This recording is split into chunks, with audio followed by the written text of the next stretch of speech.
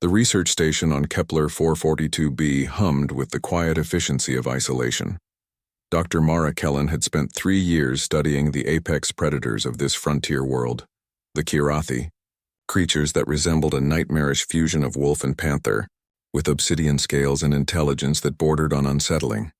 Vorak watched from the tree line, his 6 eyes reflecting the station's pale lights. He was the dominant male of the region, a creature who had survived 2 decades in one of the galaxy's most hostile ecosystems. Today he would conduct an experiment of his own. The Galactic Council had warned humans against settling Kepler 442b. Death worlds, they called planets like this, where evolution had sharpened every creature into a weapon. Humans, as always, ignored the warning.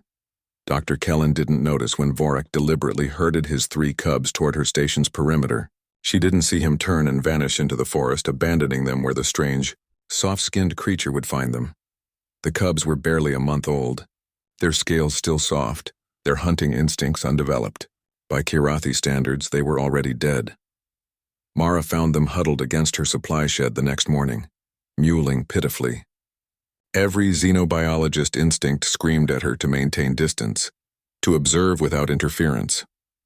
But there was something else in her, something the Council species never quite understood about humans. "You poor things," she whispered, already making the choice that would change everything. She named them Ash, Ember, and Shade. The station's AI protested daily.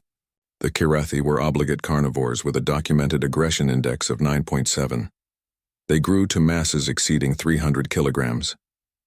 They had never been domesticated, never been tamed. Mara fed them synthesized proteins.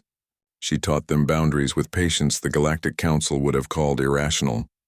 When Ash bit her hand during feeding, drawing blood that the cub instinctively recognized as prey, she didn't flinch. She simply held firm until he released, then continued feeding him.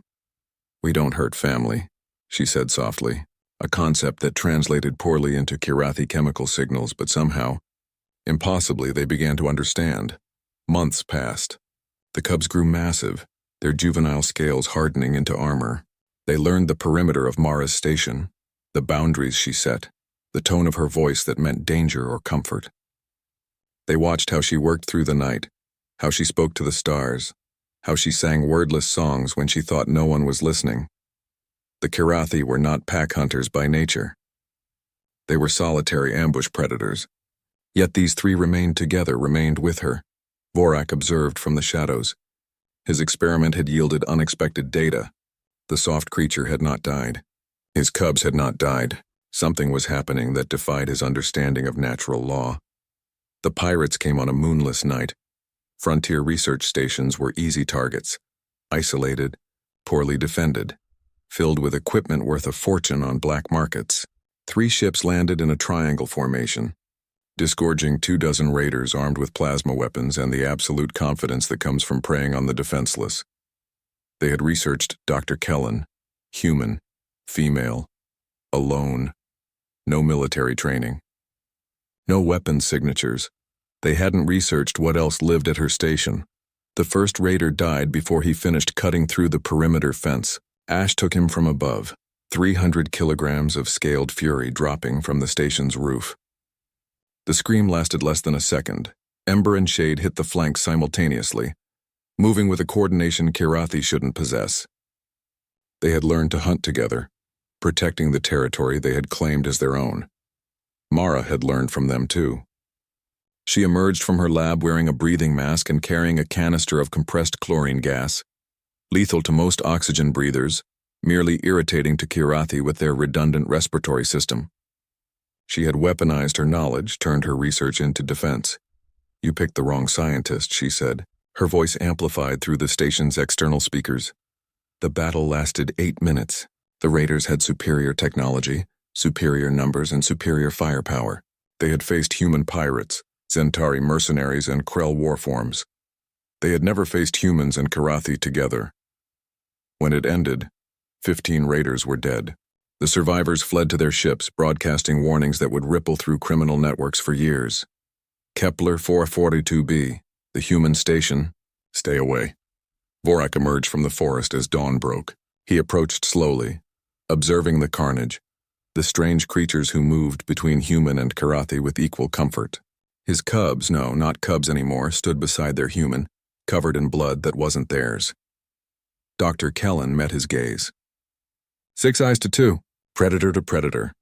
You left them to die, she said, her translator rendering the words into Kirathi chemical signals. Or to teach us both something. I'm not sure which. Vorek's response was a complex cascade of pheromones. Respect. Acknowledgement. Something that might have been pride. His experiment was complete. He had learned what made humans dangerous. Not their technology. Not their weapons, but their inexplicable ability to turn enemies into family. To teach cooperation to creatures who had evolved for solitary slaughter. The Galactic Council called Earth a death world, rated 9.2 on the hazard index. They were wrong about what made it deadly. It wasn't the gravity or the weather or the predators. It was the fact that humans looked at death world predators and saw children who needed saving. Vorek turned and disappeared into the forest. His cubs, now adults, now guardians, watched him go, then turned back to Mara. Their choice was made. Their pack was chosen. Dr. Kellen scratched shade behind his auditory ridge where she'd learned he liked it. Good boys, she said softly. Let's go home. The station door closed behind them. Human and Kirathi, family forged not by blood but by choice. And in the trees, Vorek broadcasted a final message to his species. The soft ones are not prey. They are something more dangerous. They are friends.